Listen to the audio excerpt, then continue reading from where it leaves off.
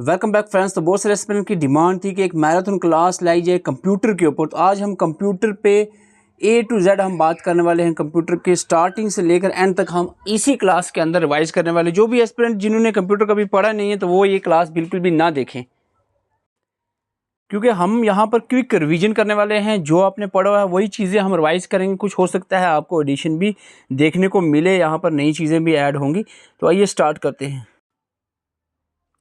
इनमें से किसी भी एग्ज़ाम की अगर आप प्रिपरेशन कर रहे हो तो आपको एग्ज़ाम ओरिएंटेड नोट्स चाहिए तो व्हाट्सएप नंबर दिया है, इसका स्क्रीनशॉट आप ले लो। वीडियो देखने के बाद आपको ज़रूरत पड़ेगी इस स्क्रीनशॉट की, तो ये स्क्रीनशॉट आप ले लें। इस व्हाट्सएप नंबर पर कॉन्टैक्ट कर सकते हो, आपको सभी नोट्स अवेलेबल हो जाएंगे।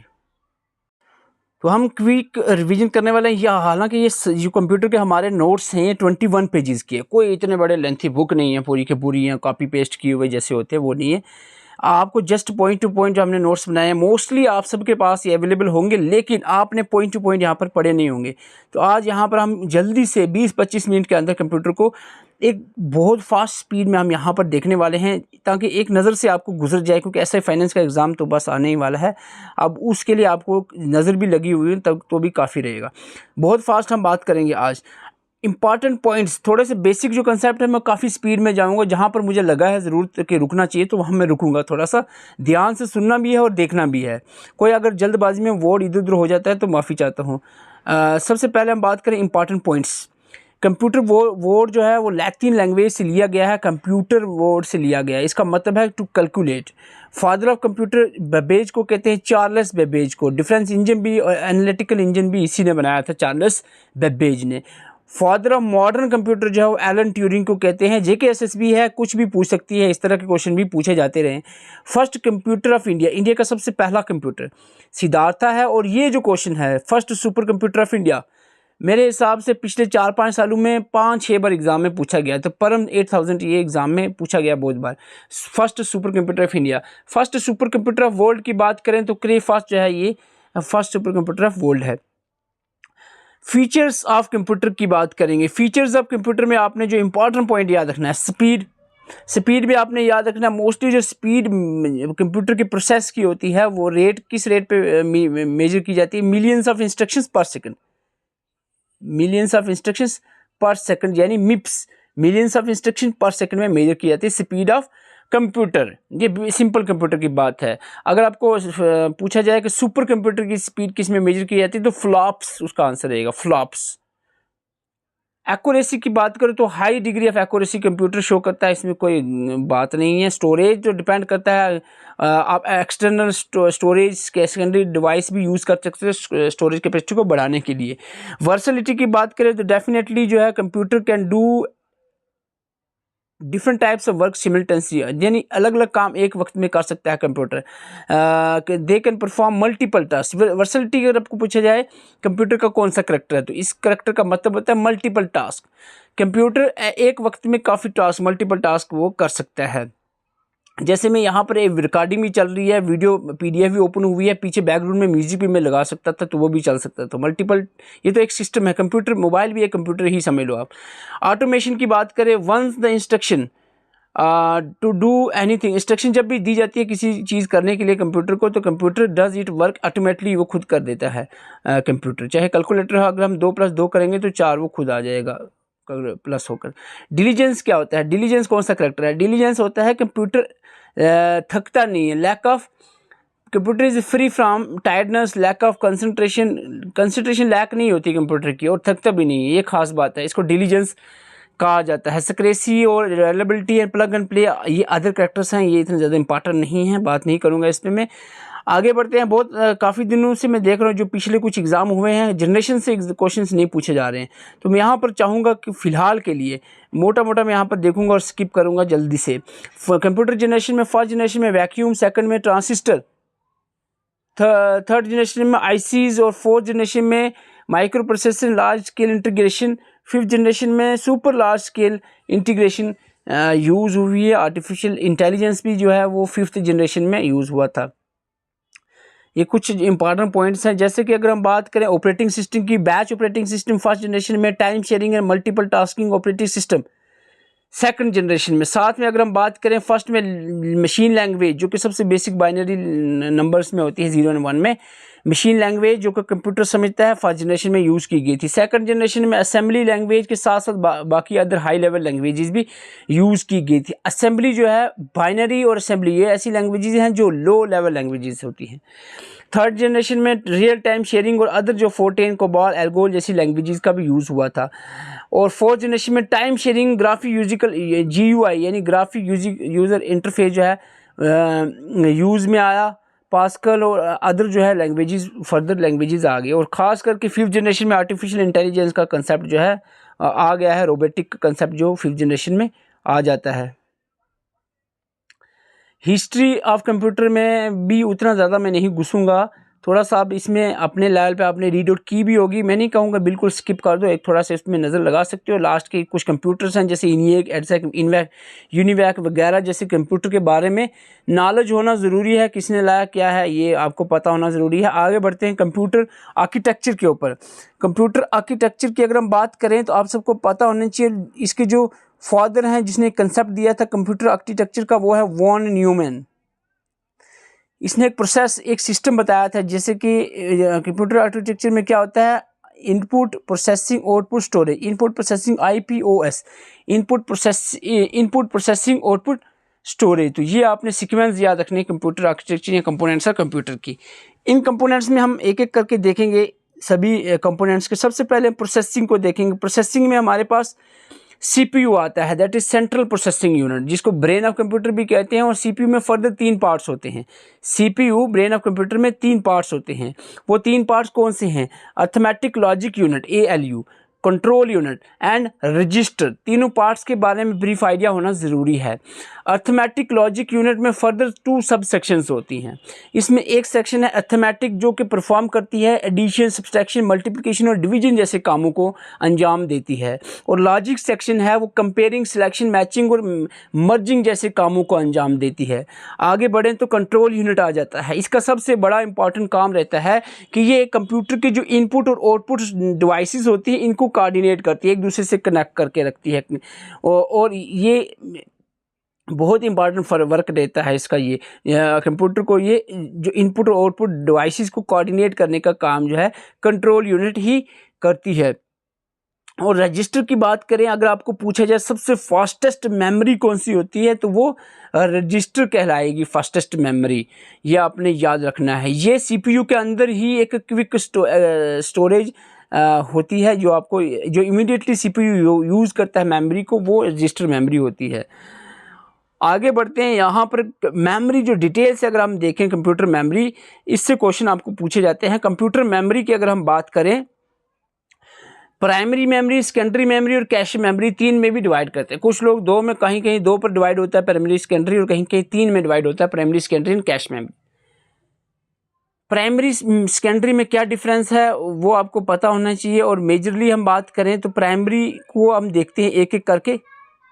प्राइमरी मेमोरी होती है जो होल्ड करती है data, only those data and instruction which the computer is currently working, जिस पे कंप्यूटर काम कर रहा है। It has limited capacity and data is last when power is switch off. Power चले जाए तो डाटा चले जाता है। और लिमिटेड कैपेसिटी होती है इसकी स्टोरेज की। तो मेमोरी, ये आपने प्राइमरी के बारे में याद रखना है। जब भी data light power switch off होती है तो डाटा लॉस हो जाता है, जिसको हम वोलाटाइल मेमोरी भी कहते हैं। प्राइमरी मेमोरी को वोलाटाइल भी कहते हैं। रैम और रोम इसकी फर्दर सब टाइप्स हैं, 2 टाइप्स हैं। यहाँ पर स्टूडेंट्स बहुत बार मैसेज करते हैं, सर आपने कहा प्राइमरी मेमोरी वोलाटाइल है, फिर आपने जो प्राइमरी की एक सब टाइप है रोम, इसको नॉन वोलाटाइल क्यों कहा? क्योंकि देखो मेमोरी जो है ना, प्राइमरी मेमोरी इसकी 2 टाइप है, रैम और रोम। इसके बाकी करैक्टर ठीक है प्राइमरी के अंदर आते हैं, लेकिन एक जो वोलाटाइल वाला करैक्टर है ना, ये नॉन वोलाटाइल वाला, रोम इज़ नॉन वोलाटाइल, ये करैक्टर एक्सेप्शन है प्राइमरी मेमोरी में। ठीक है, रोम की एक्सेप्शन है, रोम में ये चीज़ है, बाकी में प्राइमरी जनरल रैम में नहीं होता है। तो ये इतना एक्सेप्शनल केस है, इतना टेंशन लेने की बात नहीं है। हम बात करें प्राइमरी मेमोरी की, 2 तरह की होती है, रैम एंड रोम। रैम क्या होती है? रैम जिसको हम रीड राइट मेमोरी कहते हैं। हर एक पॉइंट ध्यान से पढ़ना, रीड राइट मेमोरी कहते हैं। ये अलो करता है CPU को read as well as write the data and instruction. Random access memory, RAM यानी random access memory use for temporary storage of input data. Temporary storage है, टेम्परेरी मतलब वोलाटाइल है, वोलाटाइल, ये वोलाटाइल है, volatile, temporary means volatile, power चलेगी तो ये ख़त्म। डायनामिक और स्टैटिक इसकी दो टाइप है। किसकी दो टाइप है? रैम की, रैंडम एक्सेस मेमोरी की दो टाइप हैं। Dynamic made up of memory cell and each memory cell में कैपेसिटर और ट्रांजिस्टर होता है। रैम जो है ना, रैम, डायनेमिक रैम, इसमें इसकी मेमोरी सेल में कैपेसिटर और ट्रांजिस्टर दोनों होते हैं। रैम को रिफ़्रेश करने की ज़रूरत होती है, कंटिन्यूसली रिफ़्रेश करना पड़ता है इंफॉर्मेशन स्टोर करने के लिए। रैम स्लो होती है, लेस एक्सपेंसिव होती है और ऑक्यूपाई करती है less space on the computers motherboard, ठीक है। और ये आपको रैम को SRAM के कंपैरेटिवली याद रखना है। जैसे रैम को रिफ़्रेश करना है, SRAM को, स्टैटिक रैम यानी SRAM, इसको रिफ़्रेश करने की ज़रूरत नहीं है। रैम में के मेमोरी सेल में कैपेसिटर और ट्रांजिस्टर होता है, SRAM के मेमोरी सेल में इसमें सिर्फ क्या होता है, मल्टीपल ट्रांजिस्टर्स होते हैं, कैपेसिटर नहीं होते हैं। तो और ये इसमें ख़ास चीज़ आपने याद रखनी है। ये फास्ट होती है, हाई स्पीड होती है एज़ कम्पेयर टू रैम। रोम आ जाता है प्राइमरी मेमोरी की दूसरी टाइप। कंफ्यूज तो नहीं हो गया? बिल्कुल बेसिक बात है। प्राइमरी मेमोरी की दो टाइप है, नंबर 1 और नंबर 2, रैम एंड रोम। रोम की बात करें, ये नॉन वोलाटाइल मेमोरी है। नॉन वोलाटाइल का मतलब होता है कि परमानेंट मेमोरी है, लाइट बिजली पावर चले भी जाए तब भी ये डाटा लॉस नहीं होगा। रोम हैज़ ओनली रीड कैपेसिटी, इसकी सिर्फ रीड ओनली मेमोरी, नाम से पता चल रहा है रीड ओनली कैपेबिलिटी इसकी होती है, नो राइट कैपेबिलिटी, ठीक है, ध्यान से याद रखना है। फर्दर इसकी टाइप्स देखते हैं। रोम को हम 3 टाइप में डिवाइड करते हैं, PROM, EEPROM, double EEPROM। PROM क्या होता है? Programmable read only memory. Programmable ये एक नॉन वोलाटाइल मेमोरी है। Once the PROM has been programmed its content never be change. Manufacture जब भी सिस्टम होता है, कंप्यूटर बनता है, उसके टाइम में ही इसको डाल दिया जाता है रोम मेमोरी को, ठीक है, at the time of manufacture. Generally ये इरेजेबल नहीं होती, लेकिन इसकी कुछ ऐसी टाइप्स हैं रोम की, जैसे कि erasable programmable read only memory, जिसको EEPROM कहते हैं। EEPROM इरेजेबल है, यानी इसको अल्ट्रावायलेट रेडिएशंस में रखकर इसको रीराइट किया जा सकता है। और इसके बाद एक और टाइप है जिसको हम कहते हैं double EEPROM, that is electrically erasable programmable read only memory. इसको इलेक्ट्रिकली इरेज किया जा सकता है। रोम की 3 टाइप हैं, PROM, double EEPROM, double EEPROM। EEPROM और डबल EEPROM को इरेज किया जा सकता है, ये आपने याद रखना। EEPROM जो है ना, इरेजेबल प्रोग्रामेबल, इसको अल्ट्रावायलेट रेडिएशन की वजह से। दूसरा जो है ना, इलेक्ट्रिकली इरेजेबल, तो इलेक्ट्रिसिटी की वजह से इसको इरेज किया जा सकता है। हमारी मेमोरी की 2 टाइप हैं, प्राइमरी और सेकेंडरी। सेकेंडरी पे अगर हम बात करें, ये this type of memory is also known as external memory. इसको नॉन वोलाटाइल एक्सटर्नल मेमोरी भी कहते हैं। It is slower than the main memory. Main memory fast होती है as compare to secondary. Secondary हालांकि कैपेसिटी ज़्यादा, स्टोरेज ज़्यादा होती है सेकेंडरी की, लेकिन स्लो होती है, ये आपने याद रखना है। These are use for storing information permanently. CPU directly does not, CPU जो डायरेक्टली एसेस नहीं कर सकता सेकेंडरी मेमोरी से, CPU प्राइमरी मेमोरी से ही एसेस करता है डाटा को। एग्जांपल के तौर पे अगर हम देखें, CD-ROM, DVD, डिस्क एक्सेट्रा वगैरह, ये सेकेंडरी मेमोरी में आती हैं। सेकेंडरी मेमोरी को हम इस तरह से डिवाइड कर सकते हैं, बहुत बार एग्जाम में पूछा गया है। मैग्नेटिक मेमोरी है, magnetic storage, optical storage, solid state storage. Magnetic storage में हमारे मैग्नेटिक टेप्स आते, पहले ज़माने की जो ऐसी टेप्स होती थी, कैस्टें, जो उस तरह की कैस्टें आती हैं। Magnetic disk, hard disk, floppy disk, ये मैग्नेटिक मेमोरीज या स्टोरेज में आती हैं। ऑप्टिकल स्टोरेज में हमारी CD, DVD, CD-ROM, DVD, रोम, CD-RW यानी CD रीराइटेबल, CD रिकॉर्डेबल। देखो इसकी फुल फॉर्म पूछी गई थी एक बार एग्जाम में। CD-RW मीन्स CD रीराइटेबल, और CD-R अगर सिर्फ R है तो रिकॉर्डेबल है। ध्यान से, CD-RW है तो रीराइटेबल, अगर R है तो रिकॉर्डेबल। वॉर्म हो गया, write once read many, Blu ray disc, ये सारी ऑप्टिकल मेमोरी में आती हैं। और पेन ड्राइव और memory cards solid stage storage में, फ्लैश ड्राइव वगैरह आती हैं, ये आपने याद रखना। यहाँ से क्वेश्चन, इस पॉइंट से क्वेश्चन बहुत बार एग्जाम में आया है, बहुत बार, ध्यान से सुनना। कैश मेमोरी मैंने अलग से रखी है। कैश मेमोरी की अगर हम बात करें, एक very high speed semiconductor memory होती है which can be speed up by the CPU, ये यूज़ करता है। ये इसमें एक पॉइंट एग्जाम में पूछा जाता है। एक्चुअली ये जो होती है ना, ये रैम और CPU के बीच में होती है। Man memory sorry it lies between is a buffer between the CPU and the main memory. Main memory और सीपीयू के बीच में होती है कैश मेमोरी। रजिस्टर के बाद दूसरे नंबर पे सबसे फास्टेस्ट मेमोरी है कैश मेमोरी। तो ये आपने याद रखना है कैश मेमोरी के बारे में। हालांकि कैश मेमोरी भी वोलाटाइल है, लाइट चलेगी तो डाटा लॉस। अब आता है हमारा next concept, input devices. Input devices में पहला तो क्वेश्चन ये बनता है कि कौन कौन सी इनपुट डिवाइस है। Keyboard, mouse, joystick, light pen, track ball, scanner, graphic table, microphone, MICR magnetic ink character, reader या रिकॉग्निशन, कुछ भी कह सकते हो, दोनों करेक्ट हैं। ऑप्टिकल करेक्टर रीडर या recognition, bar code reader, optical mark reader, quick response, QR में यानी क्विक रिस्पांस। ये सारी क्या है, इनपुट डिवाइसेस है। पहले नंबर तो ये याद रखना है इनपुट डिवाइसेस कौन कौन सी हैं। ओके, फिर इसको बाद आप देख सकते हो एक एक करके। कीबोर्ड क्या है, डिस्कवर किसने किया, क्रिस्टन लैंथम शोल्स ने डिस्कवर किया था। क्वार्टी कीबोर्ड की लेआउट को क्वार्टी कहते हैं। आप कीबोर्ड जब भी देखते हो पहली लाइन जो होती है उसको क्वार्टी सीक्वेंस में लिखा गया है। लेआउट 104 स्टैंडर्ड कीज़ होती हैं कीबोर्ड में, हालांकि कुछ डिफरेंट कीबोर्ड भी आते हैं जिसमें वेरी करती हैं कीज़ में अगर हम बात करें तो अल्फ़ाबेटिक की A से Z होगी, नंबरिक की 0 से 9 तक होंगी, फंक्शन की F1 से लेकर F12 तक फंक्शन कीज़ होंगी। मॉडिफायर कीज़ में हमारी कंट्रोल, आल्ट और शिफ्ट, ये 3 मॉडिफायर कीज़ आ जाती हैं। टगल कीज़ में हमारी caps lock, num lock, scroll lock जो है ये हमारी टगल कीज़ में आ जाती हैं। कंसेप्ट कीबोर्ड हमारे दो तरह के होते हैं, एक कंसेप्ट कीबोर्ड होता है जो फूड रेस्टोरेंट में यूज़ होता है, दूसरा न्यूमेरिक कीबोर्ड होता है जो ATM में। ये डिफरेंट टाइप्स ऑफ कीबोर्ड की बात करें। कंसेप्ट कीबोर्ड आपको पूछा जाए तो फूड रेस्टोरेंट जो होते हैं उनमें यूज़ होता है, और न्यूमेरिक कीबोर्ड जो ATM में यूज़ होता है। कैप्स लॉक और नम्स लॉक को टगल की कहते हैं, हमने अभी ऊपर बताया, क्योंकि because they are pressed and when they are pressed they change their function. यानी अगर प्रेस करोगे तो कैपिटल कैप्स लॉक करोगे तो प्रेस करोगे कैपिटल लिखा जाएगा सभी वर्ड्स, फिर से प्रेस करोगे सभी वर्ड स्मॉल लिखे जाएंगे। कैप्स लॉक जो है ये अब यहाँ पर डेफिनेशन लिखी है इनकी, पढ़ सकते हो आप। स्केप जो है, स्केप की जो है लो द यूजर्स टू कैंसिल या अवॉइड करना किसी भी ऑपरेशन को, स्केप की का यूज़ होगा। बैक स्पेस जो है यूज टू इरेज एनीथिंग, किसी भी चीज़ को आप पीछे एक वर्ड, जैसे आप लिख रहे हो, ये लिख रहे हो इरेज, अगर ई लिखना था ई की जगह ए लिख लिया तो ये आपका कर्सर की जगह है, तो ये पीछे एक वर्ड कट हो जाएगा अगर बैक स्पेस प्रेस करोगे। आगे अदर कुछ वर्ड्स हैं यहाँ पर आप रीड आउट कर सकते हो।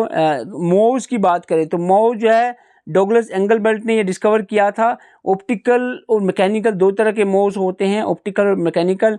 ग्राफिक टैबलेट जो है flat rectangular pad shape structure होता है, एक इंस्ट्रूमेंट डिवाइस है जो कि पेन जिसको स्टाइलस कहते हैं, स्पेशल पेन जिसको स्टाइलस कहते हैं, उसके थ्रू इस पर लिखा जाता है। ये टैबलेट्स होते हैं। यहाँ पर इमेजेस मैंने यहाँ पर वीडियो में बताई थी, यहाँ पर मैंने नहीं डाली हैं क्योंकि आपको प्रिंट के पेज कम करने के लिए, ताकि आपका खर्चा कम हो, हमने इमेजेस नहीं डाली। हालांकि वीडियो लेक्चर्स में हमने इमेजेस बताई हुई है आपको। जॉयस्टिक की बात करें तो जॉयस्टिक जो है इस तरह का एक जॉयस्टिक जो गेमिंग में यूज़ होता है, गेमिंग्स में, जो कि 360 डिग्री पे घूमता है। आप video games, aeroplane stimulators, industries, machineries, cranes वगैरह में यूज़ होता है जॉयस्टिक। तो ये एक इनपुट डिवाइस है, मोज या ट्रैक बॉल की तरह ही होता है जॉयस्टिक। और इसके बाद track ball similar to the mouse but ball at the top, mouse की तरह होता है लेकिन सेंटर में एक बॉल होता है, इसको ट्रैक बॉल कहते हैं। स्कैनर कन्वर्ट करता है इमेजेस, ये भी इनपुट डिवाइस है कि इमेजेस को टेक्स्ट में कन्वर्ट करता है, ऑन पेपर और डिजिटल फॉर्मेट में कन्वर्ट करता है किसी भी इमेजेस वगैरह को। और इसमें flatbed, hand held, sheet fed scanners, different type scanners किए हैं।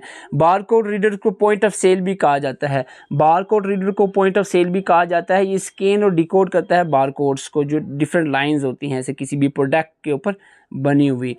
और OMR ऑप्टिकल मार्क रीडर या रिकॉग्निशन जो होता है, ये डिटेक्ट करता है मार्क्स जो पेपर्स के ऊपर होते हैं, जैसे कि हम पेपर में आप जो सर्कल्स लगाते हैं OMR शीट के अंदर। MICR magnetic ink character recognition या शेप्स को डिटरमाइन करता है, और जो कि स्पेशल इंक से लिखी गई होती हैं, आयरन पार्टिकल जिसमें होता है, मैग्नेटाइज जो इंक से लिखी गई है। और बैंक कि अगर हम चेक्स देखते हैं ना तो यहाँ पर उनमें लिखा गया होता है इस इंक, स्पेशल इंक से, तो MICR वहाँ पर यूज़ होता है।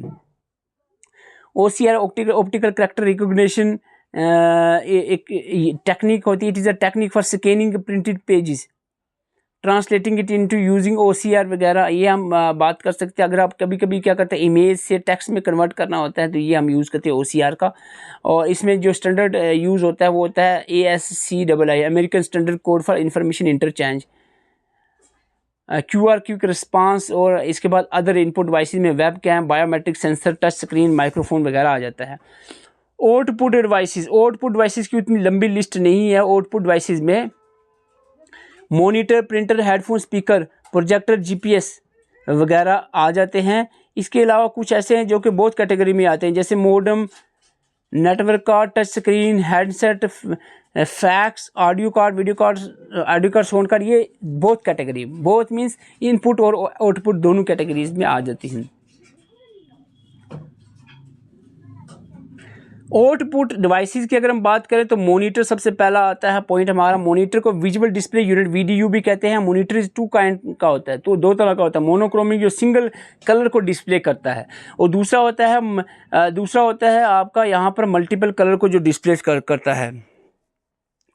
यहाँ पर मोनो के बाद एक मिसस्पेल हुआ है, पोली यहाँ पर होना चाहिए, पॉलीक्रोमिक है इस तरह से, जो कि डिफरेंट कलर को 254 कलर तक यहाँ डिस्प्ले करता है। The image is created by the configuration of dots. In dots को पिक्सल कहते हैं, डॉट्स से मिलकर इमेज बनती है, उन डॉट्स को क्या कहते हैं, पिक्सल। अगर हम बात करें मॉनिटर की टाइप्स की, तो मॉनिटर जो है जनरली 4 तरह के होते हैं। कैथोड रे ट्यूब, जो पहले ज़माने के बड़े बड़े कंप्यूटर मॉनिटर होते थे, रेक्टेंगुलर शेप मॉनिटर्स जिनमें वैक्यूम ट्यूब का इस्तेमाल किया जाता था, वो आगे हमारे कैथोड रे ट्यूब्स। उसके बाद LCD का आपको पता है यूज़ हुआ है। LCD क्या होती है, द लैपटॉप्स, नोटपैड जैसे जो PCs होते हैं, नॉन इमिशन डिस्प्ले जिनकी होती है। फिर उसके बाद LEDs आ गई, light emitted diodes, it emit lights when electric current is passed. Emission display इसको हम कहते हैं। थिन फिल्म ट्रांजिस्टर्स आ गए। थिन फिल्म ट्रांजिस्टर जो है एक एक्टिव मैट्रिक्स LCD होती है। प्रिंटर एक इंपॉर्टेंट रहेगा आउटपुट डिवाइस में, जब भी एग्जाम के लिए आप पढ़ते हो प्रिंटर से क्वेश्चन आते हैं। स्पीड जो है वो मेजर की जाती है प्रिंटर्स की, कैरेक्टर्स पर सेकंड में भी मेजर होती है, लाइंस पर सेकंड या पेजेस पर सेकंड में मेजर की जाती है। लेकिन रेजोल्यूशन जो होती है प्रिंटर की वो मेजर की जाती है डॉट्स पर इंच, DPI, डॉट्स पर इंच में रेजोल्यूशन जो है या क्वालिटी जो है पेपर की प्रिंटर की मेजर की जाती है डॉट्स पर इंच। प्रिंटर की टाइप को अगर हम देखें तो जनरली 2 तरह के होते हैं प्रिंटर। एक होता है हमारा इम्पैक्ट प्रिंटर, दूसरा होता है नॉन इम्पैक्ट प्रिंटर। इम्पैक्ट होता है जब प्रिंटर पेपर के साथ स्ट्राइक करता है, जैसे पहले ज़माने के टाइपराइटर थे, एकदम से जो रिबन जो होता है स्ट्राइक करता था, ठक ठक ठक ठक ठक ठक पेपर पे जो वर्ड्स जब बजते थे यहाँ पर, उसको कहते हैं इम्पैक्ट प्रिंटर। तो नॉन इम्पैक्ट जो होता है वो स्ट्राइक नहीं, जैसे लेज़र हो गया, इस तरह के जो इंक जेट प्रिंटर वगैरह हो गए, ये स्ट्राइक नहीं करते। इम्पैक्ट की अगर हम बात करें, इम्पैक्ट में हमारे dot matrix, Daisy wheel, line printer और ड्रम प्रिंटर इसकी टाइप्स में आता है इम्पैक्ट प्रिंटर। इसकी डेफिनेशन भी आप रीड आउट कर सकते हो। और नॉन इम्पैक्ट प्रिंटर की अगर हम बात करें, इसमें हमारे पास नॉन इम्पैक्ट प्रिंटर में हमारे पास आ जाता है laser printer, inkjet printer, thermal printer, electromagnetic printer में के इसकी एग्जांपल्स हैं। प्लाटर्स क्या होते हैं, प्लाटर्स जो बड़े बड़े पोस्टर्स वगैरह निकालने होते हैं ना, जो हाई क्वालिटी के पोस्टर्स जो प्रिंटर निकालता है वो उसको प्लाटर्स कहते हैं। ये भी एक आउटपुट डिवाइस है। Drawing, business charts, construction map, बड़े बड़े आर्टिटेक्चर ब्लूप्रिंट्स जो निकालते हैं उसको प्लाटर्स कहते हैं। कंप्यूटर पोर्ट्स की बात करें, parallel port, serial port, universal port, ये वगैरह बहुत सारे पोर्ट्स होते हैं। लेकिन जनरली हम बात करें जो पैरेलल पोर्ट होता है ना, पैरेलल पोर्ट क्या होता है, 8 वायर्स जो होते हैं, कनेक्टिंग 8 वायर्स और मोर डाटा वायर्स, डाटा अलो थ्रू 8 वायर। 8 वायर आपने याद रखना है, 8 bit data store, 8 bit data यहाँ पर ट्रांसमिट होता है। ये 2 पॉइंट्स आते हैं पैरेलल में, 8 बिट याद रखना है। और दूसरा ये कनेक्ट करता है इसको पैरेलल प्रिंटर याद रखना है। पैरेलल पोर्ट जो है प्रिंटर कनेक्ट करने के लिए होती है। और सीरियल पोर्ट जो होती है ये ट्रांसमिट करती है 1 data. Serial port 1 data single wire 1 data transmit करती है, ये आपने याद रखना है। और इसको यूज़ किया जाता है मॉडर्न प्लॉटर, बारकोड रीडर वगैरह को कनेक्ट करने के लिए, ठीक है, मॉडर्न प्लॉटर, बारकोड रीडर को कनेक्ट करने के लिए। USB यूनिवर्सल सीरियल बस एक कॉमन पॉपुलर एक्सटर्नल पोर्ट होता है available with the computer. Normally जो है 2 और 4 USB पोर्ट जो है provided with the PC। USB port जो है has the plug and play features, यानी कोई भी चीज़ उसमें ऐड करना चाहते हो, जोड़ना चाहते हो एक्सटर्नल डिवाइस, तो वहाँ पर जोड़ सकते हो आप USB के through. Fire wire fastest speed जो है P2P प्रोटोकॉल यूज होता है, फास्टेस्ट स्पीड का पोर्ट है। PS2 जो है पर्सनल सिस्टम 2 पोर्ट है, ये कनेक्ट करता है मोज़ या कीबोर्ड को कनेक्ट करने के लिए। PS2 जो है पोर्ट का इस्तेमाल किया जाता है, पर्सनल सिस्टम 2। ये थी हमारी हार्डवेयर्स की बात कर रहे थे हम, इनपुट एंड आउटपुट डिवाइसेस के ऊपर। थोड़ी सी थकावट हो गई है मेरे ख्याल से, आप भी सुन के थक गए होंगे। थोड़ा सा रिलैक्स हो जाओ और वीडियो को लाइक कर दो जल्दी से, और कमेंट में कोई अपनी राय देना चाह रहे हो तो राय दे सकते हो। और जो एग्ज़ाम आप देने जा रहे हो, ऐसे फाइनेंस का या अपकमिंग कोई भी एग्ज़ाम दे रहे हो, अच्छे से दो, कॉन्फिडेंस फुल रखो भाई, सब हो जाएगा। और दूसरी बात यह है कि कुछ लोग 90 से कम अटैम्प्ट करके आ जाते हैं। आप सबको पता है भाई कट 90 ही जा रहा है, 90 से ऊपर, तो आप अटैम्प्ट ही 90 करोगे, 90 अटैम्प्ट कर रहे हो तो फिर क्या ही आएगा, 2-4 तो गलत हो ही जाते हैं ना, 80 पर चले जाओगे। 105 से कम अटैम्प्ट करना मेरे ख्याल से बेवकूफ़ी रहेगी। 105 अटैम्प्ट करने ही हैं। एक्यूरेसी अगर आप 100% नहीं भी है तब भी आप क्या करें, करने तो पड़ेंगे, क्योंकि कट ऑफ 90 जा रहा है, आप 90 या 92 93 तक अटैम्प्ट कर रहे हो तो फिर सीधी सिलेक्शन से वोट सीधा बाहर निकल गए, सिलेक्शन की कोई चांस ही नहीं बचता है। अटैम्प्ट थोड़ा सा बढ़ाओ, थोड़ा सा दिमाग लगाओ, एलिमिनेशन का जोर लगाओ। एक आध ऑप्शन भी आप एलिमिनेट कर जाते हो तब भी कोई प्रोबेबिलिटी हो जाती है, चांसेस बन जाते हैं कि ऑप्शन सही हो जाएगा। तो कोशिश किया करो, थोड़ा सा जोर लगाया करो, एग्ज़ाम में बैठ करो। खाली पढ़ने से ही काम नहीं चलेगा, एग्ज़ाम के जो 2 घंटे होते हैं ना वो भी बड़े क्रूशियल होते हैं।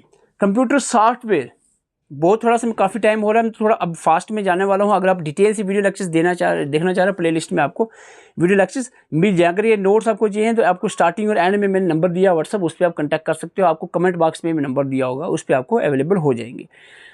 सॉफ्टवेयर की बात करें, सॉफ्टवेयर को 2 टाइप्स में डिवाइड किया जाता है, सिस्टम सॉफ्टवेयर और एप्लीकेशन सॉफ्टवेयर। सिस्टम सॉफ्टवेयर में हमारे फर्दर 2 टाइप्स होती है, एक सिस्टम मैनेजमेंट प्रोग्राम्स होता है, दूसरा सिस्टम डेवलपमेंट प्रोग्राम। मैनेजमेंट में ऑपरेटिंग सिस्टम, डिवाइस ड्राइवर और सिस्टम यूटिलिटी आ जाता है, और सिस्टम डेवलपमेंट में हमारे प्रोग्रामिंग लैंग्वेज ट्रांसलेटर और लिंकर लोडर आ जाता है। यानी सिस्टम सॉफ्टवेयर में ये सारे 6 के 6, operating system, device driver, system utility, language translator, linker loader, ये सारे किस में आते हैं, सिस्टम सॉफ्टवेयर में। एप्लीकेशन में हमारे different MS Word, Excel, Power Point, access, reservation system, tender system, billing system, ये सारे एप्लीकेशन सॉफ्टवेयर में आ जाते हैं। सबसे पहला हमारा यहाँ पर आता है operating system. It consist of programs which control, coordinate and supervise the activities of various components of the computer, इसको ऑपरेटिंग सिस्टम कहते हैं।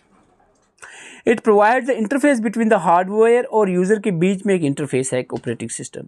MS DOS ऑपरेटिंग सिस्टम है, विंडोज़ ऑपरेटिंग सिस्टम होते हैं, XP 2098, यूनिक्स, लिनक्स, ये सारे operating system की category में आते हैं। ये याद रखना, यूनिक्स और लिनक्स ऑपरेटिंग सिस्टम हैं। और एक सिस्टम सॉफ्टवेयर तो है ही है, सिस्टम सॉफ्टवेयर के आगे फर्दर ऑपरेटिंग सिस्टम में आते हैं। लिनक्स की बात करें, एक ऑपरेटिंग सिस्टम है, सिस्टम सॉफ्टवेयर है। लिनक्स जो है क्रिएटेड 1991 में लिनस टर्नवेल्स के थ्रू ये क्रिएट किया गया था, फ्री सिस्टम फाउंडेशन के द्वारा। इट इज़ ओपन, एक लिनक्स ओपन सोर्स सॉफ्टवेयर है। यूनिक्स ओपन सोर्स, यूनिक्स की तरह ही ये ओपन सोर्स सॉफ्टवेयर है। And operating system that help user to interact with the computer. BIOS का बहुत ध्यान से याद रखना, बायोस भी ऑपरेटिंग सिस्टम में आता है। BIOS means basic input output system. BIOS की खास बात है कि इंपॉर्टेंट है किसके लिए, बूटिंग के लिए। बूटिंग होता है कंप्यूटर का जो स्टार्टअप प्रोसेस होता है, कंप्यूटर स्टार्ट होता है, जो वो प्रोसेसिंग करता है, उसको बूटिंग कहते हैं। जनरली ये रोम के अंदर होता है, बायोस रोम के अंदर, जो मैन्युफैक्चर करते ही इसको में डाला जाता है। अगर हम फर्दर रोम में देखें तो डबल EEPROM जो इसकी टाइप है ना, उसमें होता है। दोनों पॉइंट याद रखना है, ये बहुत बार पूछा गया बायोस किस में होता है। रोम में होता है, मैन्युफैक्चर के टाइम ही डाला जाता है। अगर हम बूटिंग की देखें तो 2 तरह की बूटिंग होती है, कोल्ड और वार्म बूटिंग। कोल्ड होता है जब कंप्यूटर ऑफ है, बंद है, तो ठंडा पड़ा, यानी ठंडा पड़ा, ऐसे ध्यान से याद, ठंडा पड़ा, बूट बाई स्विचिंग ऑन, यानी जब आप उसको ऑन करते हो, जब सिस्टम बंद है, आप सुबह आए ऑफिस आए, सिस्टम ऑन किया तो वो जो प्रोसेसिंग हो उसको कोल्ड बूटिंग कहते हैं। अब जब सिस्टम आपको लगे थोड़ा हैंग कर रहा है, आप उसको रीस्टार्ट करते हो, तो उस रीस्टार्ट करने को हम वार्म बूटिंग कहते हैं। डिवाइस ड्राइवर बहुत ज़रूरी है सिस्टम में होना। अगर सपोज आपका सिस्टम है ना, उसमें आप अपना मोबाइल अटैच करना चाह रहे हो, कोई अपना व्हाट्सअप ज्वाइन करना चाह रहे हैं, कोई एक्सटर्नल डिवाइस जोड़ना चाह रहे हो, तो डिवाइस ड्राइवर का होना बहुत ज़रूरी है। अदरवाइज आपकी डिवाइस, पेरिफेरल डिवाइसेस जो है वो अटैच नहीं हो पाएंगी सिस्टम के साथ, ये आपने याद रखना है। ओके, लैंग्वेज ट्रांसलेटर पे एग्जाम में बहुत बार क्वेश्चन पूछे गए हैं। लैंग्वेज ट्रांसलेटर 3 तरह के होते हैं, असेंबलर, कंपाइलर और इंटरप्रेटर। बहुत बार एग्जाम में क्वेश्चन पूछा गया है, असेंबलर, कंपाइलर और इंटरप्रेटर। ठीक है, लैंग्वेज ट्रांसलेटर। असेंबलर होता है जो असेंबली लैंग्वेज को मशीन लैंग्वेज में कन्वर्ट करता है। कन्वर्ट मशीन ही में करना है कंप्यूटर, क्योंकि मशीन लैंग्वेज समझता है। अब ट्रांसलेटर का यूज़ करते हैं ताकि जो लैंग्वेजेस होती हैं डिफरेंट लैंग्वेजेस उसको मशीन में कन्वर्ट किया जाए। और यहाँ पर असेंबलर असेंबली लैंग्वेज को मशीन में कन्वर्ट करता है। दोनों लो लेवल लैंग्वेजेस हैं। फिर हमारा आता है कंपाइलर और इंटरप्रेटर, दोनों क्या करते हैं हाई लेवल लैंग्वेजेस को मशीन में कन्वर्ट करते हैं। फ़र्क इतना है कि कंपाइलर कम्प्लीटली एट वंस एक ही बार में सीधा कर देता है उसको कन्वर्ट, और इंटरप्रेटर जो है वो लाइन बाय लाइन कन्वर्ट करता है। ये फ़र्क है कंपाइलर और इंटरप्रेटर का। ओके, दोनों जो है लैंग्वेज ट्रांसलेटर हैं जो हाई लेवल लैंग्वेजेस को मशीन लैंग्वेजेस में कन्वर्ट करते हैं। प्रोग्रामिंग लैंग्वेज पे क्वेश्चन पूछा जा सकता है। फोर्टेन फार्मूला ट्रांसलेशन IBM ने डिस्कवर की थी, इन्वेंट की थी। एल्गोल जो है एल्गोरिथमिक लैंग्वेज जो है यूरोपियन साइंटिस्ट ने लाई थी। List processing Mac John Carthy इसके फाउंडर हैं। COBOL business common business oriented language जो है रेस ऊपर इसके फाउंडर हैं। प्रोलॉग प्रोग्रामिंग लॉजिक एलियन केमेंट इसके फाउंडर हैं। आर्टिफिशियल में लैंग्वेज यूज़ हुई है Prolog. BASIC beginners all purpose symbolic instruction code जो है ये लैंग्वेज किमनी ने लाई थी। पास्कल की बात करें programming language Niklaus Wirth C के फादर हैं डेनिस रिची, और C++ के बजरने स्टॉफ जो है इसके फाउंडर्स हैं। ये प्रोग्रामिंग लैंग्वेजेस आपको याद रखनी है। लिंकर लोडर को भी एक नज़र लगा लो। आगे बढ़ते हैं। ओपन सोर्स सॉफ्टवेयर में रिसेंटली यहाँ पर जो मैंने नोट्स में डाला हुआ है इस पर सीधा सीधा आपको पूछा गया था एग्ज़ाम में। यहाँ से आपको पूछा गया था रिचर्ड स्टॉलमैन की जो ये अपना था free software foundation non profit organisation के बारे में पूछा गया था। तो रिचर्ड स्टॉलमैन 1885 में ये बनाई थी नॉन प्रॉफिट ऑर्गेनाइजेशन। हालांकि आपको बात बताएं अगर तो ओपन सोर्स सॉफ्टवेयर के जो फादर को रिचर्ड स्टॉलमैन को ही माना जाता है, लेकिन इसका बेसिक कंसेप्ट है लिनस टॉर्वाल्ड्स जो लिनक्स के फादर हैं। लिनक्स के जो कि एक ऑपरेटिंग सिस्टम है। और ओपन सोर्स सॉफ्टवेयर क्या होते हैं? Software who source code is freely available, उसको मॉडिफाई भी किया जा सकता है, डिस्ट्रीब्यूट भी किया जा सकता है अदर्स में। ऐसे सॉफ्टवेयर को ओपन सोर्स सॉफ्टवेयर कहते हैं। क्लोज सोर्स सॉफ्टवेयर जो होते हैं ना, क्लोज सोर्स सॉफ्टवेयर इसको प्रोप्रिएटरी सॉफ्टवेयर भी कहते हैं। Close source software hold the source code safe और इंक्रिप्टेड रखता है। ये क्लोज सोर्स सॉफ्टवेयर मॉडिफाई या इसको नहीं किया जा सकता, ना ही डिलीट किया जा सकता है इसके किसी भी कोड को। फ्री ये कंसेप्ट कहाँ से आया? ओपन सोर्स सॉफ्टवेयर कब से आया है? Free software foundation non profit organisation founded by Richard Stallman 1985, यहीं से कंसेप्ट आता है। इसके बाद ओपन सोर्स इनिशिएटिव जो है कंसेप्ट 1998 में रेमोंड और ब्रूस ने लाया था। ये भी इसमें बड़ा कंट्रीब्यूशन लाता है ओपन सोर्स में। इन्फो वर्ल्ड बूसी अवार्ड जो है ये बेस्ट ओपन सोर्स अवार्ड जो है ये दिया जाता है 2000। इसमें ज़रूरी नहीं है याद रखना आगे किसको दिया गया। अगर यहाँ पर एग्ज़ाम में पूछा गया बहुत बार, आपको होगी मैं बताता नहीं हूँ, मैंने एग्ज़ाम नोट्स में डाला 21 पेज तो हैं, 21 पेजेस तो हैं। इसमें भी अगर आप कोई स्किप कर देते हो वर्ड तो फिर इसमें मेरी गलती क्या है? मैंने आपको बहुत बार ये पढ़ाई हुई, ये जो आपके सामने स्क्रीन पे है लिनक्स ऑपरेटिंग सिस्टम, ये सारे ओपन सोर्स सॉफ्टवेयर हैं, ये आपने याद रखना। Linux, WordPress, Mozilla Firefox, Mozilla Thunderbird, FileZilla, Python, Apache, Pidgin, Android, FreeMind, Blender, HandBrake, Magento, Ubuntu, OpenOffice, LibreOffice, ये सारे आपने याद रखने हैं। क्या हैं? ये पॉपुलर ओपन सोर्स सॉफ्टवेयर हैं। ओके। डीबगिंग क्या होता है? सिस्टम में जो एरर्स आ जाते हैं ना सिस्टम में या सॉफ्टवेयर में, उसको बग कहते हैं। और इस बग को दूर करने के लिए जो प्रोसेस यूज़ होता है उसको फाइंड करने के लिए उसको डीबगिंग कहते हैं। कंप्यूटर में एरर एक्चुअली 3 तरह के होते हैं। एक होता है सिंथेटिक, लॉजिकल और रन टाइम एरर। सिंथेटिक होता है it occurs when the violets any grammatical rules in rules of programming language. Programming language में कोई ग्रामेटिकल रूल अगर को वायलेट किया जाए तो उसको सिंथेटिक एरर कहते हैं। और लॉजिकल एरर होता है जो कि it occurs in the output of programs, it presence leads to undesired incorrect output. Undesired या इनकरेक्ट आउटपुट आ जाए तो उसको लॉजिकल एरर कहते हैं। रन टाइम एरर तो it due to some illogical operation perform by the program, इसको logical error कहते हैं। डेडलॉक, डेडलॉक के बारे में यहाँ पर लिखा है, इसको भी आप रीड आउट कर सकते हो कि डेडलॉक क्या है। देखो हमारे पास इसके बाद एप्लीकेशन सॉफ्टवेयर आ जाते हैं, और एप्लीकेशन सॉफ्टवेयर में हम बता दें आपको MS Word, Excel, PowerPoint, access, ये 4 एप्लीकेशन सॉफ्टवेयर आपको एग्जाम में सिलेबस में मेंशन होते हैं हर एक एग्ज़ाम में। और यहाँ पर 2 पॉइंट मैं आपको यहाँ पर बताऊँगा। पहले एक पॉइंट, सिर्फ एक पॉइंट बताऊँगा। फाइल एक्सटेंशन आपने याद रखने हैं। MS वर्ड की फाइल एक्सटेंशन होती है .docx, एक्सेल की होती है डॉट XLSX और पावर पॉइंट की होती है डॉट PPTX और एंड डाटा MS एक्सेस की होती है डॉट ACCDB। ठीक है, याद रहेगा, ये पॉइंट याद रखना है फाइल एक्सटेंशन का। और इसके बाद हम आगे बढ़ते हैं। मिस्टेक, टाइपिंग मिस्टेक में ग्रीन वेवी लाइंस अगर आपको आ जाती है उसको ग्रामेटिकल एरर की वजह से आती है। रेड वेवी लाइन आ जाती है तो मिसस्पेल की वजह से। ब्लू वेवी लाइन आ जाती है तो रॉन्ग वर्ड यूज हुआ है but spell right, spelling right है लेकिन वर्ड यहाँ पर वो नहीं यूज होनी चाहिए, इसको ब्लू वेवी लाइंस आ जाती है। तो ये ग्रामेटिकल टाइपिंग मिस्टेक्स के बारे में हम बता रहे थे। शॉर्टकट देखो, A से Z तक शॉर्टकट किसी को ना आए तो फिर फ़ायदा ही नहीं कंप्यूटर पढ़ने का।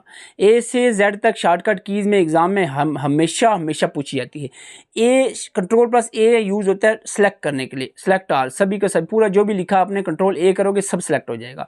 Ctrl+B करोगे, सेलेक्ट करने के बाद ये सारे फंक्शन यूज़ हो सकते हैं, B C जो भी आगे है। Ctrl+B करोगे तो बोल्ड हो जाएगा, Ctrl+C करोगे तो कॉपी हो जाएगा टेक्स्ट, I करोगे इटैलिक में लिखा जाएगा, जो भी आपने जो भी लिख रहे हो वो इटैलिक में लिखा, जो लिखा है उसको अगर सेलेक्ट करने के बाद Ctrl+I प्रेस करते हो इटैलिक में। Ctrl+K जो होता है हाइपर लिंक के लिए, एंड न्यू डॉक्यूमेंट के लिए, ओपन के लिए, P प्रिंट के लिए, एस सेव के लिए, U अंडरलाइन के लिए, ये बेसिक है। यहाँ से याद रखना है ये वाले पॉइंट।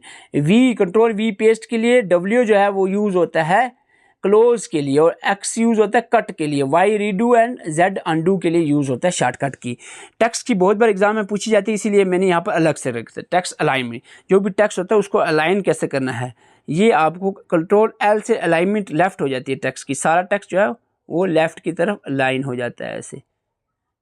और Ctrl+R से जो होता है वो राइट की तरफ अलाइन हो जाता है। अगर आपको टेक्स्ट को सेंटर में अलाइन करना है, यानी टेक्स्ट बिल्कुल सेंटर में अलाइन हो, तो Ctrl+E प्रेस किया जाएगा। और J होता है जस्टिफाई, यानी दोनों तरफ से बराबर टेक्स्ट अलाइन होगा, तो Ctrl+J जस्टिफाई। E बहुत बार एग्जाम में पूछा गया, सेंटर अलाइन करना और टेक्स्ट को Ctrl+E प्रेस किया जाता है।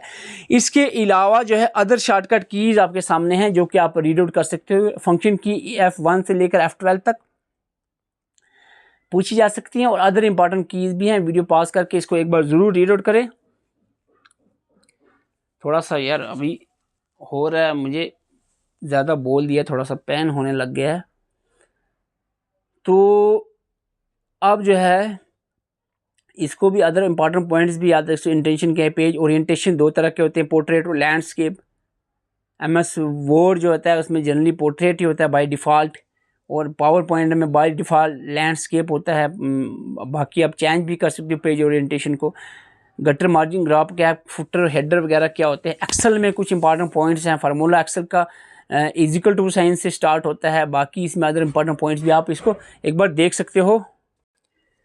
पावर पॉइंट पे इंपॉर्टेंट पॉइंट्स को रीड आउट करना ज़रूरी है। इसमें पावर पॉइंट के जो व्यूज़ हैं, normal view, slide show, outline views क्या होते हैं, इस पर एग्जाम में बहुत सारे क्वेश्चन पूछे गए हैं।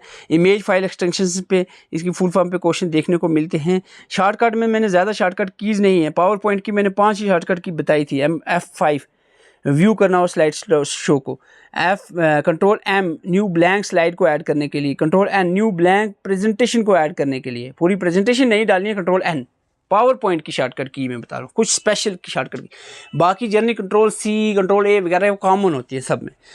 S जो होता है वो स्टॉप या रीस्टार्ट करने के लिए जो आपका स्लाइड शो होता है। एस्केप अगर की यूज़ की जाती है जब स्लाइड शो को एंड करना चाह रहे हो, टोटली एंड करना। प्लेस होल्डर क्या होता है इसके बारे में यहाँ लिखा है। आउटलाइन पेन, स्लाइड पेन क्या होता है। MS एक्सेस के बारे में थोड़ा सा रिलेशनल डाटाबेस में नहीं, में सिस्टम एक्सेस में ही आ जाता है।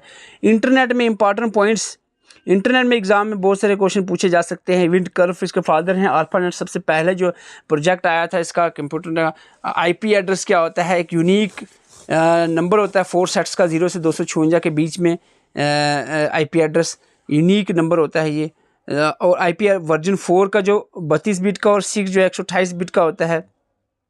Uniform resource locator URL, uniform resource locator के बारे में और डोमेन नेम के बारे में पता होना ज़रूरी है। वर्ल्ड वाइड वेब टीम पर ये दिया था, क्या है ये सर्च इंजन और वेब ब्राउज़र की एग्जांपल्स मैंने यहाँ पर मेंशन की हैं, ये आप रीड आउट कर सकते हो। टाइप्स ऑफ कम्युनिकेशन में simplex, half duplex, half full duplex क्या है। नेटवर्किंग में modem, hub, switch, router, gateway, bridge और नेटवर्क टोपोलॉजी में bus, mesh, ring, star, tree topology.